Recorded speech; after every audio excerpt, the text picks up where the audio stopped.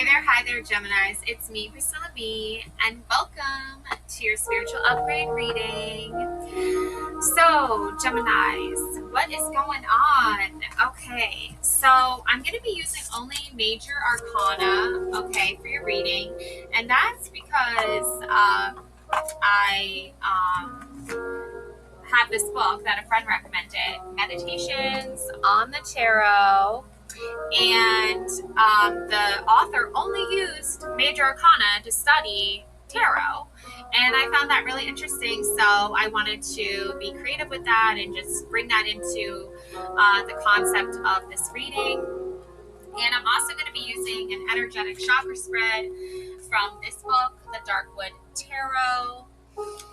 Okay, so let's begin, shall we? All right, up first, Gemini. I have 2 oracle cards for you. Actually, you know what? I'm just gonna read you as many oracle cards as I feel, because I think it's necessary. First up, we have guilt, the number 43, and this plant called asphodel, or something like that. I'm not really sure how to pronounce it. All right, Gemini. So, let's see what this means. Okay. Yeah, it looks like you have a person, maybe a woman here, is like hunched over, like her hands are on her head here. Ah, like she looks upset, obviously, clearly. Something here. She's feeling guilty about something. Okay. So this looks like a flower. The asphodel flower has deep spiritual and symbolic roots, especially in ancient Greek mythology, where it became a powerful emblem of the afterlife, remembrance, and the soul's journey beyond death. Ooh, okay. Here we go. The neutral realm of the underworld, where ordinary souls, neither heroic nor wicked, wandered in a state of quiet and internal rest.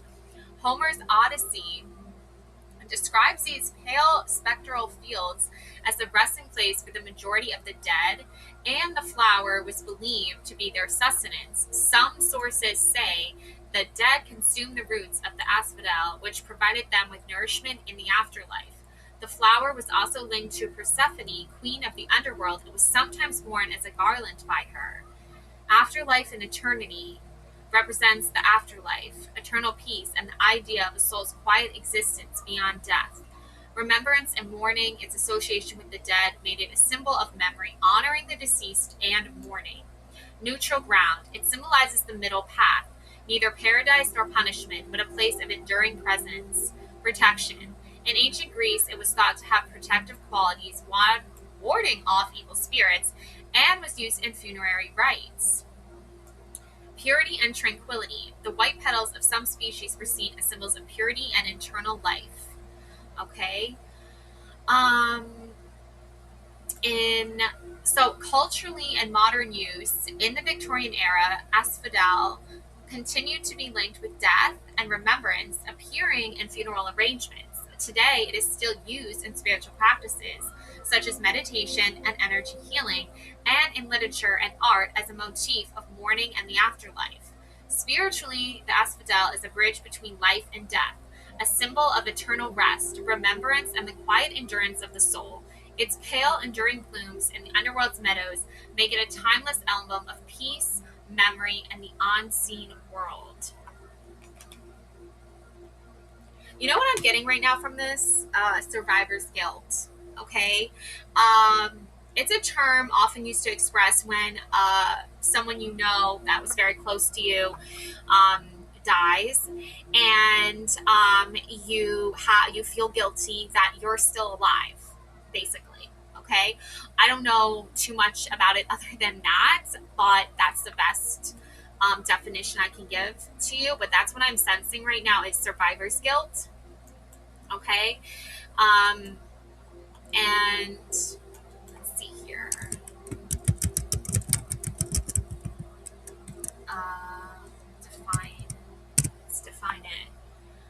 It's the psychological distress experienced when someone survives a traumatic event while others do not, often accompanied by feelings of unworthiness or self-blame. Survivor's guilt occurs when an individual emerges relatively unharmed from a situation, such as an accident, natural disaster, conflict, or pandemic. Okay. While others suffer injury, loss, or death, leading to emotional distress, despite having no responsibility for the outcomes. It is not a formal clinical diagnosis, but it is commonly recognized as a symptom of post traumatic stress disorder, PTSD, and can manifest in various trauma exposed populations.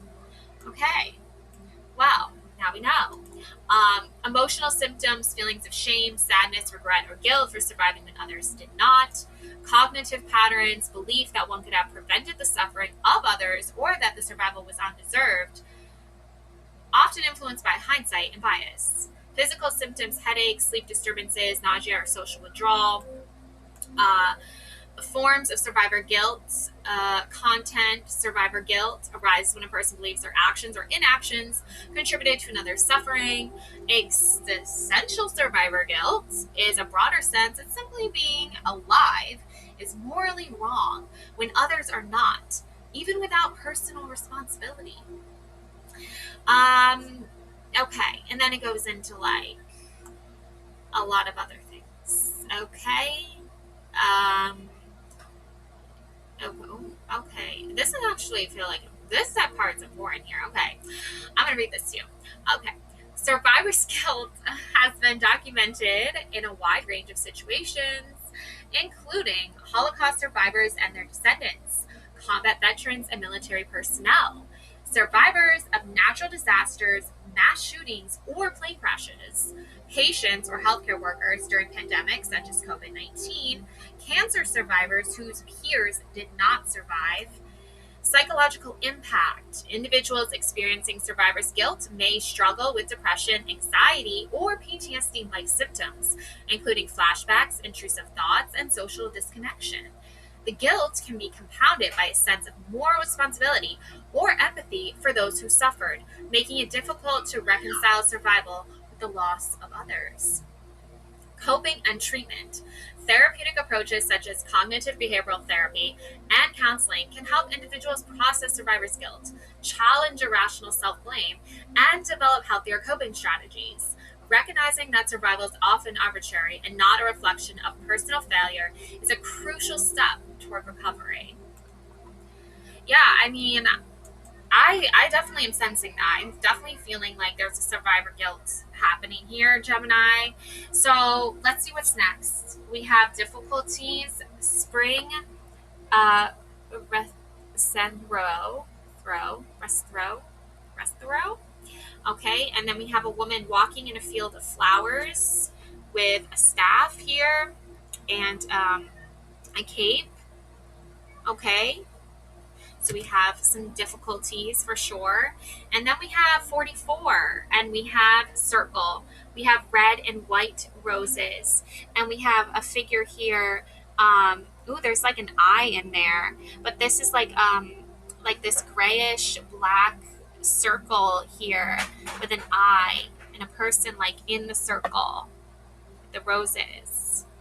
If you look really closely, you can see like a tiny little eye there. Okay, so difficulties, overcoming difficulties. Yeah, I mean, this is going to definitely be difficult. It's definitely not going to be easy to be feeling this type of way, obviously. So let's look at that. Okay, spring.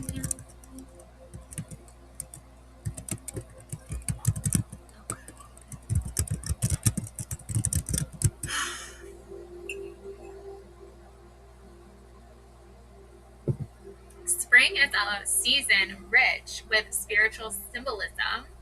Okay, but I'm trying to figure out what this plant is. Did I spell it right? Restharrow. W?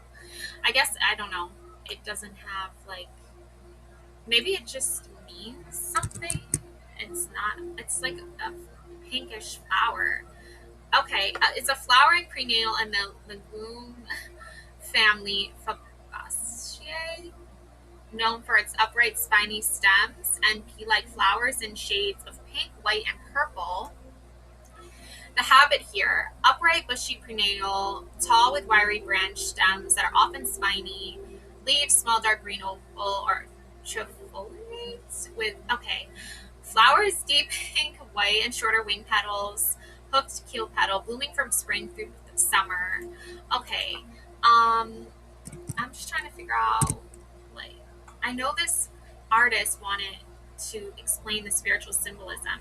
I think they're focusing on spring too, because it's all about rebirth, renewal, balance, and transformation across cultures and traditions. It is seen as a turning point in the natural and spiritual cycles, making the return of light, life, and hope after the dormancy of winter. Yeah, and you can see in the background there's mountains of snow. So she's coming through the cold isolation into the spring.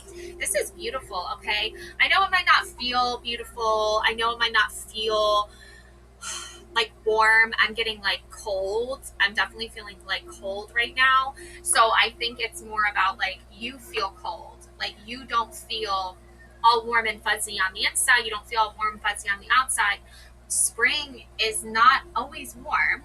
There are cool cool parts of it, where things like are just taking their time, right? So I feel like that's what you need right now, is just to take your time and go slow and go easy on yourself, go gentle with yourself. The awakening of plants, flowers, and animals symbolize the shedding of old patterns and the emergence of new life. This mirrors the idea of spiritual rebirth, letting go of burdens to make space for growth. New beginnings. Spring is a metaphor for fresh starts, encouraging people to step out of comfort zones and embrace new opportunities.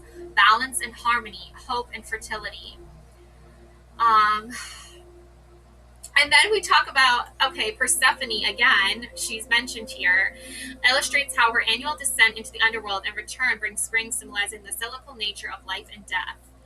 Osiris and the Nile, an Egyptian belief links spring to resurrection and the life-giving flood, representing renewal through sacrifice and rebirth. Spring equinox rituals and many traditions involve ceremonies to honor balance, release the past, and welcome growth. New beginnings and fragility of life. Rain, cleansing and emotional release. Birds returning messages from the spirit world and freedom. Green shoots, hope and resilience. Many people use spring as a time of intentional renewal, decluttering spaces, releasing old habits, and setting intentions for personal growth. Rituals such as planting seeds, walking in nature, or meditating on balance can deepen the season's spiritual impact. Its transformation is possible. That is what spring is a reminder of, that life cycles are sacred and that renewal is always within reach. It invites us to align with the natural rhythm of the earth and to embrace the energy of new beginnings. Yeah, okay. So, difficulties. Yeah, definitely difficult. It's difficult for flowers to grow in cold weather. However, it's not impossible, as we've seen. Okay. I also really love this like narrative, like of this Persephone character. Sorry, coming through here. Okay, I need to drink coffee. I can't look at my mug. It's like I need it. Okay, so circle, red and white roses. Yeah. Okay. Um, red roses are obviously like the universal symbol of like passion and love, romance, that sort of thing. Um, it's interesting that that would come into the picture because Persephone, she obviously like got together with Hades, so you have that hot thing going on there. I don't know what that means, but definitely something brewing there. And then you have the white rose of purity. And Persephone, she was like this pure character, right? Like she just loved being out in the flowers and like doing her own thing. And then comes along this like very dark, mysterious, masculine god, and she's like, okay. There's versions of the story where like he abducted her. I mean, only she really knows the truth, I feel like. But yeah, this is respect and courage. And this is all about divine and unconditional love, passion and desire, um, life force energy. The red rose is associated with the life force that flows through all living beings, reminding us of the divine energy animating our existence. Okay, this commitment, to signify love, devotion, and commitment in relationships. So there's a lot of good stuff here. I mean, I don't, passion, desire, maybe some of these words are resonating with you. I feel like this white rose is resonating with you a little bit more right now in this current moment, in this current energy that I'm feeling, because you have such a passionate heart, okay, Gemini, and you do have so much love that you want to share and you want to give. However, I think that what's happening right now on like a spiritual level, is this white rose energy. And this is purity, innocence, spiritual love, new beginnings, serving as a beacon of hope, healing, and divine connection. White roses are universally recognized as symbols of purity and innocence, reflecting a sincere spirit and unblemished virtue. Their pristine petals evoke a sense of peace, clarity, and spiritual elegance, reminding us of the beauty and simplicity and truth in life. They encourage self-reflection and the nourishing of a pure heart, fostering honesty, kindness, and genuine love in relationships. The white rose represents new beginnings and transformation, making it a powerful emblem of hope and renewal. It signifies the cleansing of the old and the start of a fresh chapter, encouraging openness to change and the embrace of life's opportunities. This symbol is often invoked during life milestones such as weddings, spiritual ceremonies, or personal transitions. And that, I feel, is what is happening right now. It's also about emotional release, self-connection, guiding individuals toward enlightenment, healing, and emotional guidance. It's associated with healing and emotional balance, offering comfort during times of grief or uncertainty. Yes, so it's rich in rituals and ceremonies. They serve as a tool for spiritual awakening, emotional relief, and the fostering of harmonious relationships. Okay, it's a timeless spiritual symbol. Okay, and I feel for you right now, you're connecting with that. You might have some passionate thing on the side there, Gemini. And that's fine. Like, there's nothing wrong with that. It's just, I feel like you're also going through a spiritual transformation right now. So, that's important. Okay. As well. Like, don't forget yourself in all of it. Okay. So we have energetic chakra spread. This spread should be done as a meditation and visualization along with a card reading. Shuffle and place 7 cards before you face down. Proceed to interpret each card. As you turn each card, imagine that chakra opening and spinning in your body while simultaneously focusing on the card's message. So to start, we have the root, base of spine, and we have your security. Okay, we've got the Empress for your security. I'm getting like security detail. Like, you need like a whole like SWAT team. You need like a whole crew, okay, to like make you feel safe, okay? Because right now I feel like there's a lot of like negative energy being projected at you and thrown at you, very hostile, okay?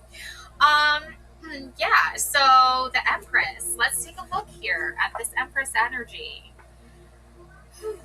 Okay, got this. All right, Gemini.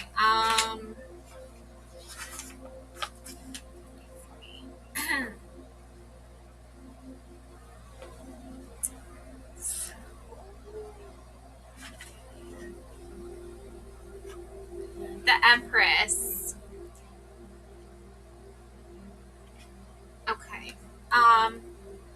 unknown friend. The third arcanum, the Empress, is that of sacred magic. Now there are three kinds of magic. Magic where the magician is the instrument of divine power. This is sacred magic. Magic where the magician himself is the source of the magical operation. This is personal magic. Lastly, magic where the magician is the instrument of elemental forces or other unconscious forces. This is sorcery. The teaching of the third arcanum, in view of the context of the card and its place between the second and fourth arcana, refers to sacred or divine magic. All magic, including sorcery, is the putting into practice of this, that the subtle rules, the dense force matter, consciousness force, and the super consciousness or divine consciousness. It is this latter rulership that the Empress symbolizes. Magic is the science of love. The application of the strengthened human will to accelerate the evolution of the living forces of nature. Méthodique de magie pratique. Okay, from Paris. Okay, so that it's basically for it is precisely the accelerated evolution of the living forces of nature that the eagle of the shield of the Empress represents. The science of love is the scepter of the Empress, which represents the means by which the aim of magic is attained. Okay? What, how, okay, by what right, okay, like, although magic has disappeared from the criminal codes of our time, the question of its legitimacy still persists as a moral, theological, and also medical question. One asks oneself today, just as in the past, if it is morally legitimate to aspire, without talking of exercising, to an exceptional power conferring us with dominion over our fellow beings. One asks oneself if such an aspiration is not due, in the last analysis, to vaingloriousness, and if it is compatible with the role that all sincere and believing Christians reserve for divine grace, be it immediate or be it acting through the intermediary of guardian angels and the saints of God. One asks oneself, lastly, if such an inspiration is not unwholesome and contrary to human nature, religion, and metaphysics, given the limits to which one can go with impunity towards the invisible. Yeah. All these doubts and objections are well founded.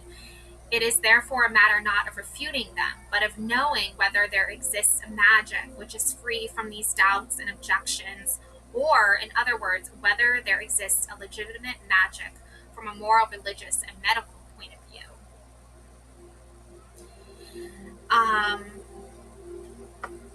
Yeah. And I feel like what this author is trying to say is that when it comes to love, there is no way to really define that as good or bad or wrong or right. It just is. And that's what love is, I think. Okay, moving on. Let's say what we have here is sacral. Okay, we have your sexuality. Okay, we've got the Wheel of Fortune, Gemini, spinning. That wheel is spinning. Okay, let's see where it lands, shall we? Okay, so the Wheel of Fortune. Okay, Wheel of Fortune.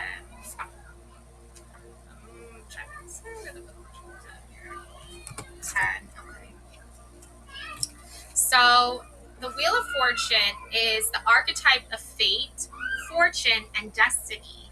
The symphony of life is a perpetual wheel of motion, Gemini. Okay? Okay, Gemini. So, pretty much what's happening here is the hermit gave the witch specific instructions: find the wheel, make it spin. It didn't take long for the witch to discover an old spindle spinning wheel covered in curious creatures. She feels the dark wood spring to life as she becomes the activating principle of the universe. The Wheel of Fortune reflects the motion of the universe and the ebb and flow of time. It is cyclical rhythms, morning, moon, and night, noon and night. It is the routine of the earth as it travels around the sun. The wheel reflects ups and downs and life cycles. The secret to ultimate equilibrium is to find your center point. Can you focus on the center of the wheel? Can you place yourself in the stillness? If you do not matter how fast or slow the wind spins. No matter if you are moving up into pleasure or moving down into anxiety, you can access steadiness. This unshakable quality is a response from the truth of who you are. The snake plummets down while the fairy rises. Each corner direction holds an elemental of earth, air, fire, and water. The wheel marks the halfway point between the Fool and the World cards. The four corner fairies foreshadow the World card to come, and their books hold the secrets of the elements. Life's ups and downs, the rhythm and flow of existence, expansion and movement. The wheel of fortune turns in your favor.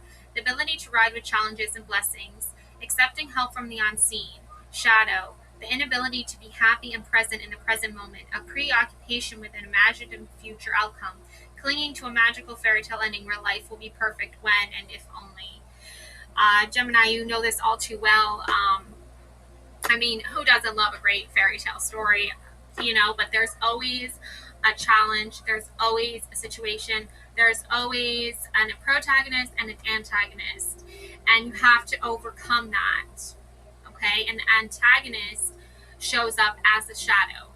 It takes form of a person, of a character created in the story, in the narrative of the fairy tale. However, it's an energy force that we all must face. And right now, I feel like, Gemini, you're facing that.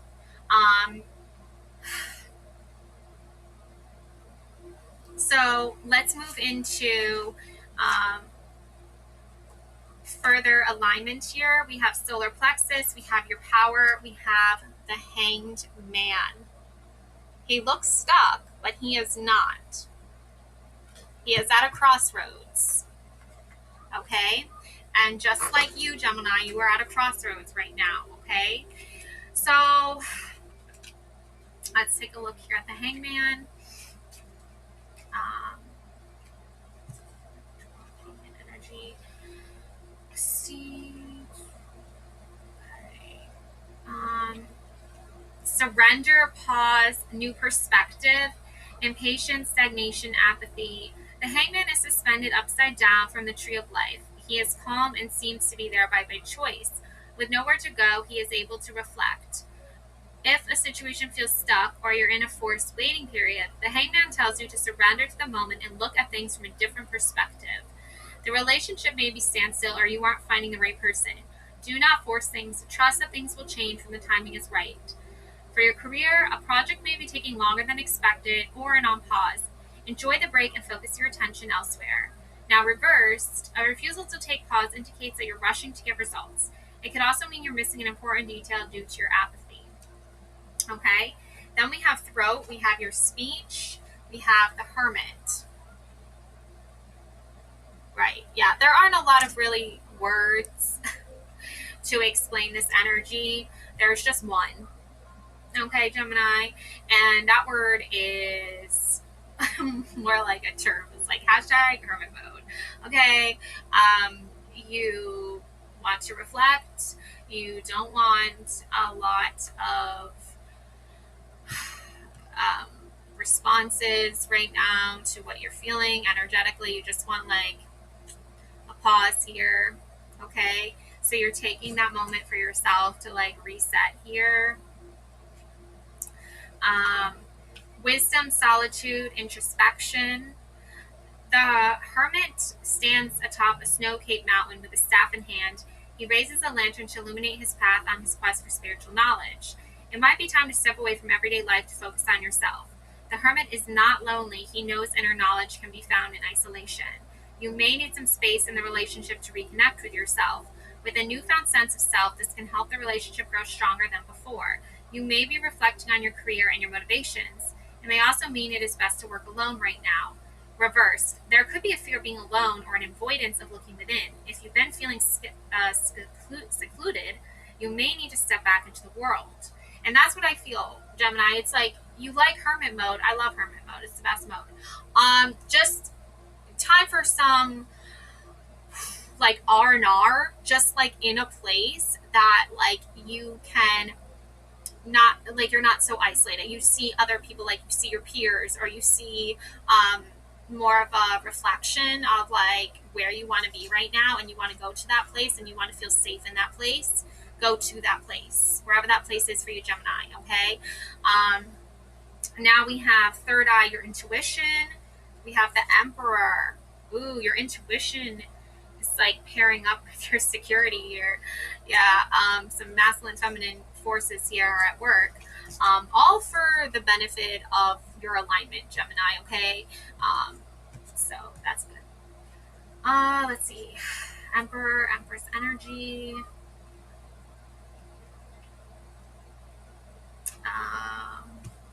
Number 4, Emperor. So we have authority, structure, and confidence. Okay. Seated confidently on his throne, the emperor rules over his kingdom. He wears his armor underneath his robe so he can jump into action at a moment's notice. Tap into your authoritative masculine energy to take control of the situation. This is time for firm action and discipline. Keep in mind to rule is also to serve. Take the lead in moving the relationship in your desired direction. Prioritize logic over emotions. Utilize the systems and processes in place to grow your career. If a project needs a leader, this may be the time to step up and take that role. Reverse emperor suggests someone is abusing their power or wielding it unwisely. It could also mean that there is a lack of leadership.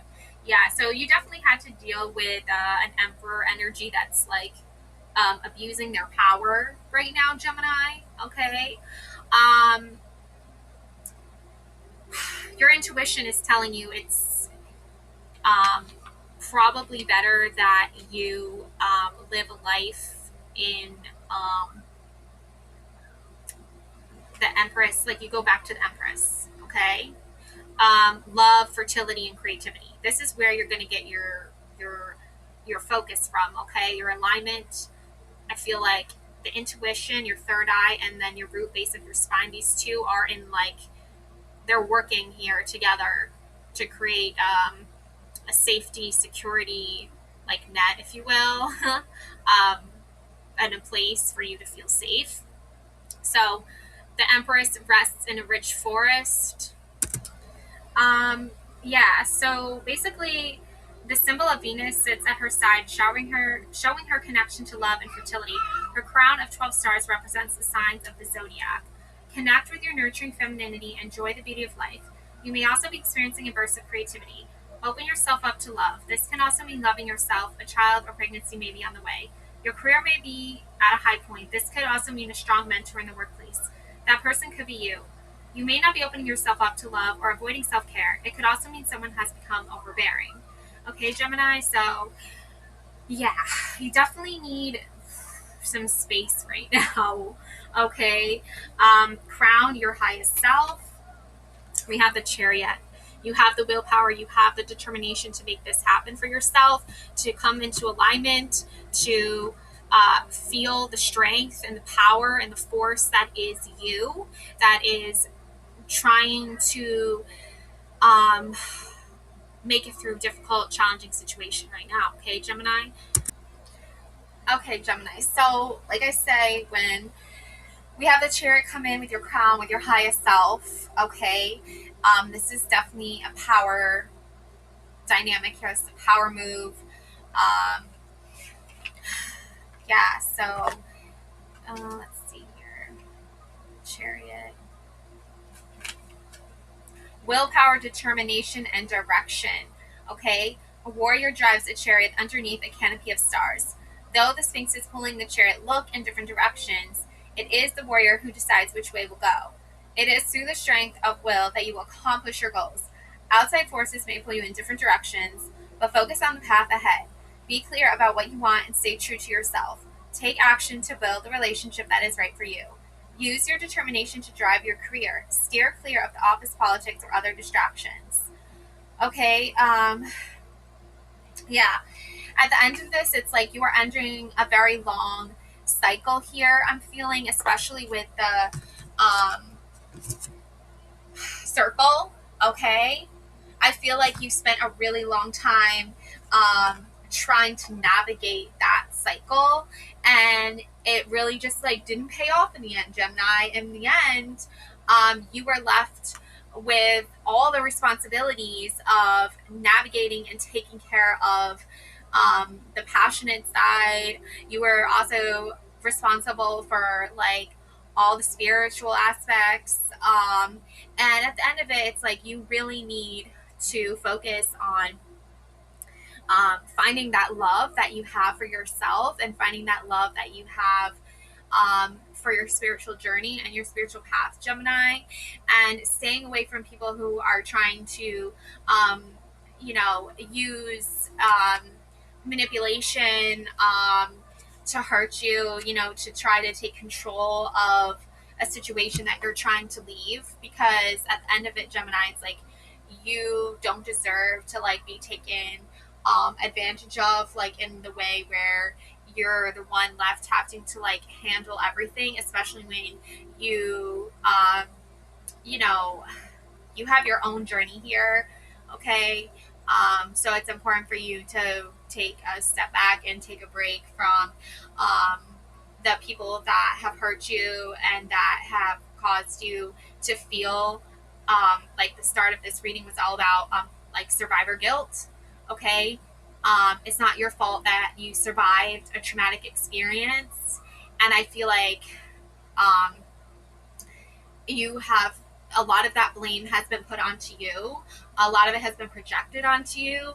And that's not fair, because you haven't done anything wrong just by being alive and just by trying to navigate things. And in fact, Gemini, I think you did a very good job of even trying to help bring in some advice and some positive energy to the situation that it really could have used to prevent the trauma in the first place. And I feel like a lot of people didn't hear your voice. They didn't listen to you when you opened your mouth. You were like basically speaking another language, and no one even tried to bother to understand that language.